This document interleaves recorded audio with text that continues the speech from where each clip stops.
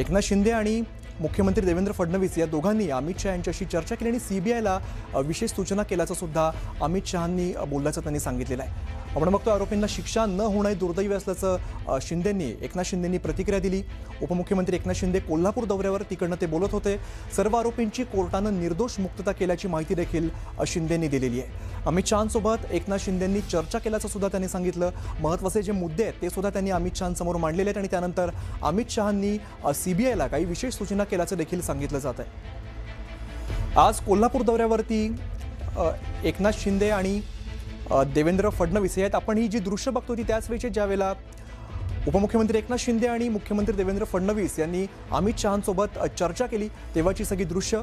आज हे तीनही नेते कोल्हापूरच्या दौऱ्यावरती आहेत आणि या दौऱ्यादरम्यानच हा निकाल लागला आणि त्या निकालानंतर या तीनही नेत्यांमध्ये चर्चा झाली।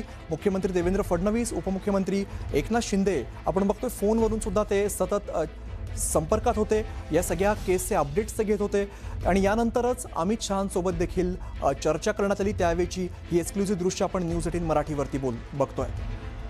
एकनाथ शिंदे हे फोनवरून सतत अपडेट्स घेत होते कारण आज हा निकाल लागणार होता। 20 वर्षानंतर हा निकाल, त्यामुळे अवघ्या राज्याचं लक्ष या निकालाकडे लागलेलं होतं आणि कोर्टानं सांगितल्यानंतर आपण बघितलं या सगळ्या 9 जे कोणी आरोपी होते त्यांची निर्दोष मुक्तता करण्यात आली।